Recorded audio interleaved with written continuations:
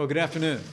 On behalf of the President of the United States, today it will be my great privilege to administer the oath of office to Senator Dan Coates, who will become the 5th Director of National Intelligence for the United States of America.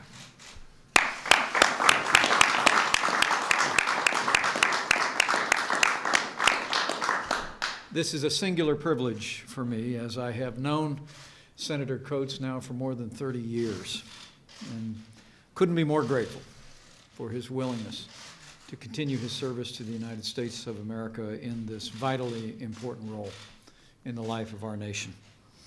We're joined this afternoon by his wife, Marcia, his son, Andrew, his daughter, Lisa, and we send greetings from afar to his daughter, Laura, who is watching from Louisville, Kentucky, I know with great pride in her father and in her parents and their continuing service. Also very honored to be joined today by a member of the Intelligence Committee in the Senate, Senator James Lankford, and the newest member of the United States Senate, Senator Luther Strange. Thank you both for being here for this occasion. Senator Coates, you come here today after a long career in public service. In our home state of Indiana, you served with great distinction. First answering the call to serve our country in uniform in the United States Army, you would be elected to the United States Congress in 1980, serving 4 terms in the House of Representatives and then a decade in the Senate, followed by 4 very distinguished years as the United States Ambassador to Germany. You arrived literally, your second day on the job was September 11th, 2001.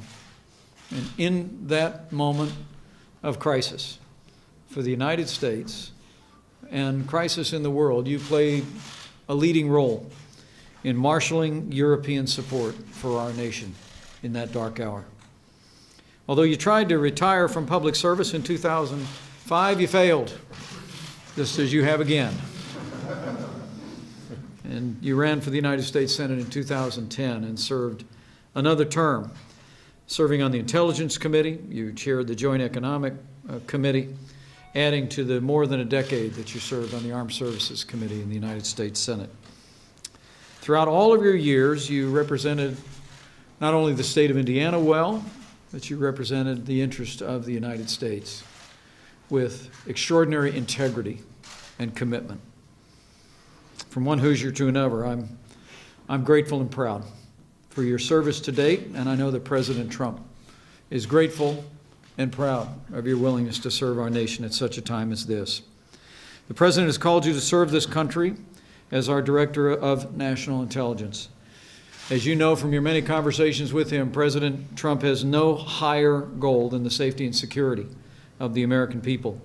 And from this day forward, as the Director of National Intelligence, you will bring your background, your experience, your integrity, and the relationships that you have built around this nation and around the world in integrating and improving the best intelligence community in the world to be even better still. The President and I have absolute faith in you. You've served our country with distinction for decades, and the President and I are confident that you will continue that record of leadership, integrity, and devotion to this country in the days ahead. And so, on behalf of President Trump, it is my great privilege to administer to you the oath of office. If you place your left hand on the Bible, maybe step just a tiny bit that way. We'll get the podium out of the way. Oh, okay. I'm sorry. Okay. Raise your right hand and repeat after me.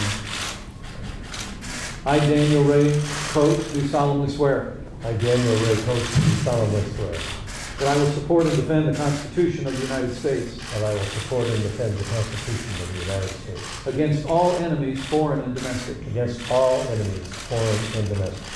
That I will bear true faith and allegiance to the same. That I will bear true faith and allegiance to the same. That I take this obligation freely. That I take this obligation freely.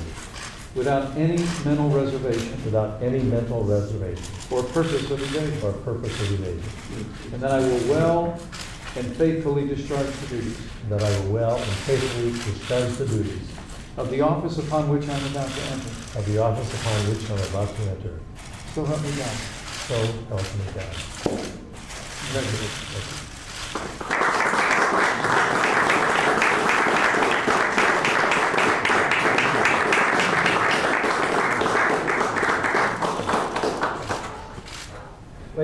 gentlemen, the Director of National Intelligence for the United States, Dan Coates.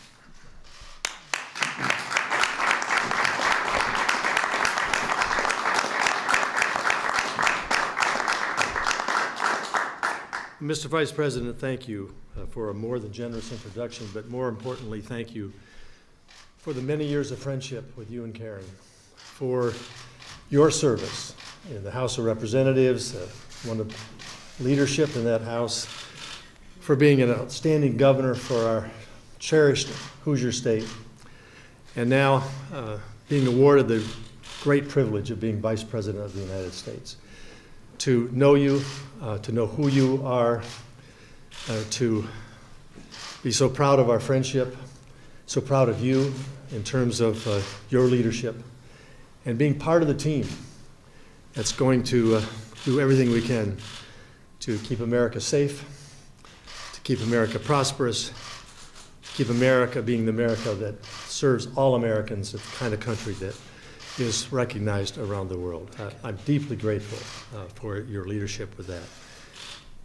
These are clearly uncertain times. It's so wonderful to be supported by a wife of many, many years who has been at my right-hand side, counselor, supporter, a faithful companion, by our daughter Lisa, by our son Andrew, and our daughter Laura, who is in Louisville, Kentucky, watching, hopefully, this procedure. These are clearly uncertain times, but I inherit an intelligence community made up of men and women who have dedicated their careers and their lives. It's a 24/7, 365-day operation, and it is designed to protect Americans from threats from home and abroad. It is designed to be the best intelligence agency in the world. It is functioning well, but everyone that serves in that community say we can even do better. It's a great privilege to be able to be selected to lead that effort and to continue to be the best intelligence service in the world, providing our president, vice president, and policymakers with the needed information they need to inscribe safe policies, good policies, and lead our nation, and in effect, always lead the world, as America has done since its founding. Mr. Vice President, I thank you. Thank you, Joe.